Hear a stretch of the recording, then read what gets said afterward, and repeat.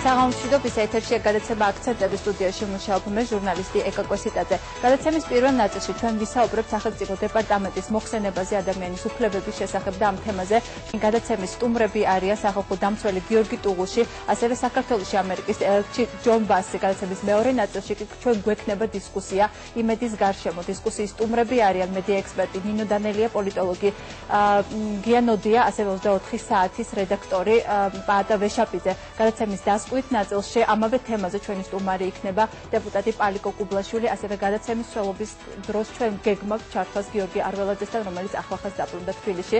მოგესალმებით ბატონ გიორგი, დიდი მადლობა გადაცემაში სტუმრობისთვის. ბატონ გიორგი, პირველ რიგში მინდა თქვენი კომენტარი იმაზე, რაც დღეს ძალიან აქტუალურია, არ მარტო თბილისში, ეს არის გუშინ იმედის მიერ იმიტირებული ომის გადაცემა. როგორ ფიქრობთ, რამდენად გამართლებული იყო ასეთი, რაც არ უნდა კეთილშობილური მიზნები ქონოდა იმედის ხელმძღვანელობას, რამდენად გამართლებული იყო ასეთი კადრების გაშვება, ამ იმიტაციის გაშვება?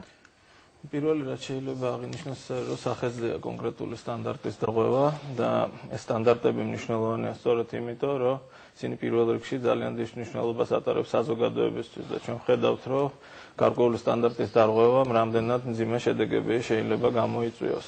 გარდა ამისა, უნდა აღინიშნოს ისიც, რომ ქვეყანამ, რომელმაც სადღაც 2 წლის უკან ომი გადაიტანა, მედია უნდა განსაკუთრებული სიფრთხილით ეკიდებოდეს მსგავსი სიუჟეტების მომზადებას. იქიდან გამომდინარე, ეს არის ძალიან სენსიტიური თითოეული ადამიანისთვის და გუშინ სახეზე იყო თუ რაოდენ რთულად რეაგირებს ამაზე ჩვენი საზოგადოება, როდესაც მათ არ აქვს ზუსტი ინფორმაცია იმაზე, თუ რას ეხება სიუჟეტი. ასე რომ თქვენი აზრით უნდა დადგეს კონკრეტული პირების პასუხისგებლობა ამ შემთხვევაში? ეს არის კერძო ტელეკომპანია და აქ საუბარია კონკრეტული სტანდარტის დარღვევაზე. ამ შემთხვევაში მე შემიძლია გითხრათ, რომ სამართლებრივად ერთ-ერთი გზა არის იმ პირებმა, რომლებმაც კონკრეტულად ზიანი მიიღეს, ამისგან მიმართონ სასამართლოს.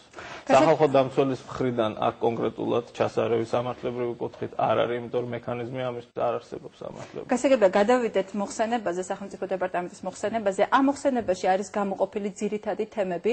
ეს არის მედიის თავისუფლების შეზღუდვა, ასევე გაზაფხულის აქციების დროს მომხდარი ფაქტების გამოუძიებლობა, ციხეებში არსებული მდგომარეობა, ისევე როგორც პოლიტიკურად მოტივირებული დაპატიმრებები, ესე არის მოხსენიებული ეს საკითხი სახელმწიფო დეპარტამენტის დასკვნაში.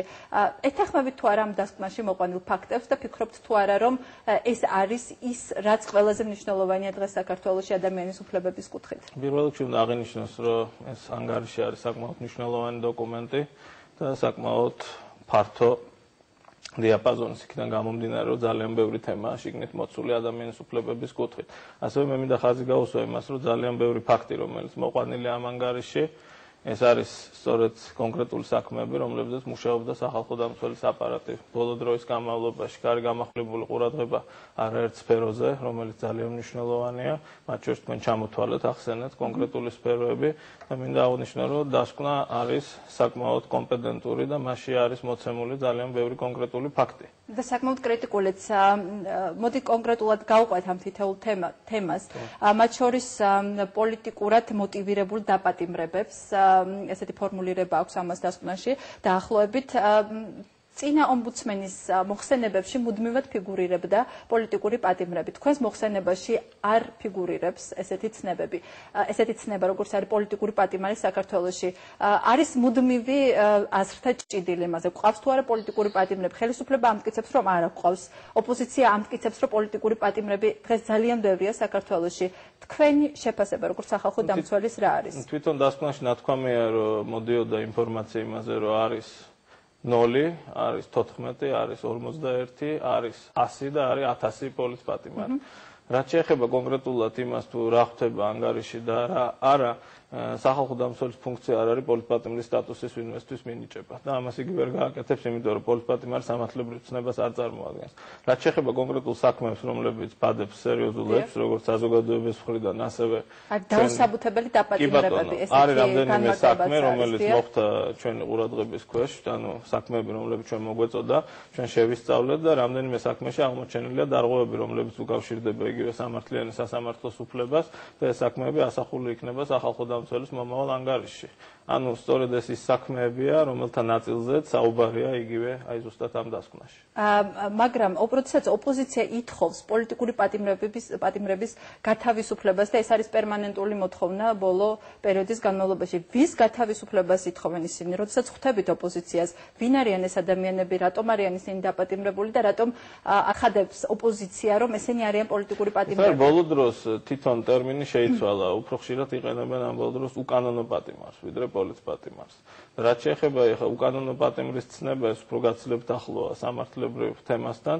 მინდა გითხრათ, რომ ის პირები, რომლებიც თქვათ მოთავსებული არიან, დაკავებული არიან და სასამართლო მათ მიუსაჯა კონკრეტული სასჯელი, როდესაც არ არის სათანადო მტკიცებულებების სახეზეა პროცესუალური დარღვევები, რა თქმა უნდა, ეს წარმოქმნის ძალიან დიდ საფუძვლიანებს, თუმცა რამდენად იყო ეს დარღვევები პოლიტიკურად მოტივირებული, ეს კიდევ ცალკე ანალიზის საგანია. გასაგებია, გადავიდეთ თემაზე, გამოუძიებელი ფაქტები, რომელიც ეხება გაზაფხულის აქციების დროს მომხდარ ინციდენტებს, რომელსაც ძირითადად ადგილი ჰქონდა ოპოზიციის მხარდამჭერების წინააღმდეგ.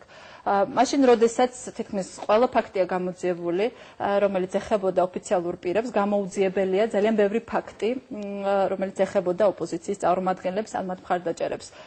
რა პასუხი აქვს ამაზე ხელისუფლებას, რას გეუბნებიან ისინი, როდესაც ამ ფაქტების შესახებ ესაუბრებით და ბადებს თუ არა ეს საფუძველ სამართლებრივი ნიჰილიზმისთვის, ორმაგი სტანდარტისთვის, როდესაც ვლაპარაკობთ კანონის უზენაესობას. ჩემს წინამოხსენებაში აღნიშნული რომ იყო ამან გარკვეული ტენდენციის სახე მიიღო, ანუ გაჭიანურებულმა გამოძიებებმა და დაუსრულებელმა და სამწუხაროდ მე ამის გამეორება მომიწევს შემდეგ ანგარიშიც კონკრეტული ჩამონათვალით იმ საქმეების, რომლებზეც ძიება დაწყებულია და ჯერ კიდევ არ არის დასრულებული. რატომ არ არის დასრულებული? თქვენი ინფორმაციით რა ხდება? უბრალოდ არ არსებობს პოლიტიკური ნება, რომ ეს საქმეები იყოს გამოძიებული. რა უშლის ხელს? მე ვფიქრობ, იქიდან ძალიან ბევრი საქმის გამოძიება შესაძლებელია და გაცილებით უფრო მოკლევადია. ან პოლიტიკური ნება არ არის?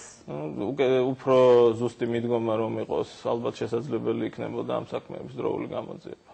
და მედიის თავისუფლება ისევ და ბატონი ელჩი ალბათ თავად ისაუბრებს ამაზე, ხაზგასმულია, შეზღუდული მედიის შეზღუდული თავისუფლება. წერია რომ მედიის თავისუფლების მიმართ პატივისცემა დაეცა. ესე წერია ზუსტად დასკვნაში. რას ნიშნავს თქვენი აზრით? ვერ გეტყვით ხა ეს რთული ასახსნელია პატივისცემის დაცემა, რას ნიშნავს, თუმცა ცხადია რომ ეს ნეგატიურ ტენდენციაზე მიუთითებს. თქვენ თვითონ რა ტენდენციას ამჩნევთ დღეს მედიის? ჩვენ ძირითადად შეგვიძლია ვიმსჯელოთ კონკრეტულად იმ საქმეებით, რომლებიც შემოდის ჩვენთან, თქვათ იგივე ჟურნალისტებს რაც ეხება მათზე ზეწოლას, კონკრეტულ ფაქტებს, როდესაც საქმე ეხება თქვათ ჟურნალისტებისთვის შეურაცხყოფის მიყენებას, ან იგივე ხელშეშლას მათი პროფესიული საქმიანობის განხორციელებას. ჩვენთან იყო არაერთი ესეთი საქმე, რომელიც ჩვენ ბოლო ერთ წელიწადში შევისწავლეთ. და კიდევ ერთი ფაქტი იყო წელსაც დაფიქსირებული.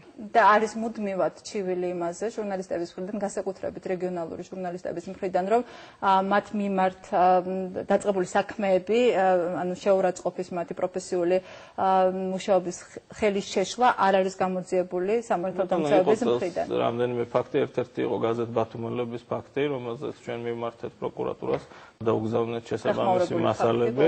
კიდე იყო ერთ-ერთი ინციდენტი ზუგდიდში, თუ არ ვცდები წლის ბოლოს. თუმცა ჯერ ჩვენ კონკრეტული შედეგი, ანუ პასუხი, რომ რაიმე შედეგი დადგა გამოძიების შედეგად არ მიგვიღია. ისე მინდა კითხვა დავსვა, რატომ? ალბათ არ არსებობს კონკრეტულად ნება იმაზე, რომ ეს საქმეები იქნეს დროულად და ეფექტურად გამოძიებული. და თქვენ აბერკეტი გაქვთ იმისათვის, რომ სამართალდამცავები აიძულოთ. და სამწუხაროდ მე ვერ ვაიძულებ, მე შემიძლია მათ შევახსენო ამ საქმეების შესახებ ჩემი ანგარიშის საშუალებით, რომელსაც მე პარლამენტს მივაწვდი ალბათ ამ თვის ბოლოს. და შიგნით ჩამოწერილი იქნება კონკრეტულად ის საქმეები, რომლებიც ჯერ კიდევ გამოუძიებელია. და კითხვა ასევე ციხებში არსებულ მდგომარეობაზე. თქვენ დიდი გამოცდილება გაქვთ ამ მიმართულებით, იმიტომ რომ წლების განმავლობაში მუშაობდით ევროსაბჭოს სპეციალურ კომისიაში. როგორ ფიქრობთ, ბოლო წლების განმავლობაში რამდენად გაუმჯობესდა მდგომარეობა ციხეებში და არის თუ არა ეს ხელშესახების შედეგები?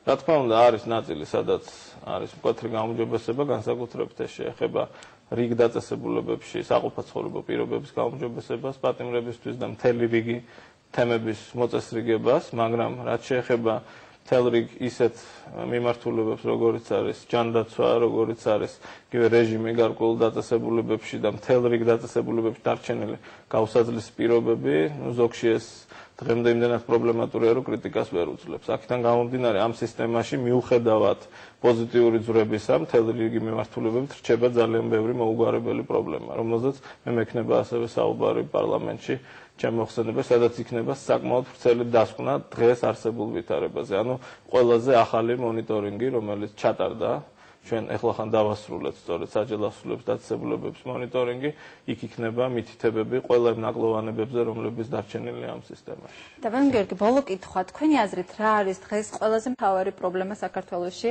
ადამიანის უფლებათა დაცვის კუთხით? სად არის მთავარი ყველაზე სერიოზული პრობლემა, რომელს ფერში? რამდენიმე მიმართულებას ძირითადში დავიწყებდი ვთქვათ იგივე ამ გამოუძიებელი საქმეებით, ასევე სამართლიანი სასამართლოს უფლების დარღვევით, მთელ რიგ შემთხვევებში სასჯელ ახსრულების სისტემით. ვთვლი, რომ ეს სამი თემა საკმაოდ მნიშვნელოვანია და სერიოზული. რაც შეეხება მედიის თავისუფლებას, თქვენ არაერთხელ ახსენეთ, ვთვლი, რომ ამ სფეროსაც სერიოზული ყურადღების მიქცევა ჭირდება, რომ მედიის თავისუფლების ხარისხმა არა თუ დაიკლოს, არამედ პირიქით მოიმატოს.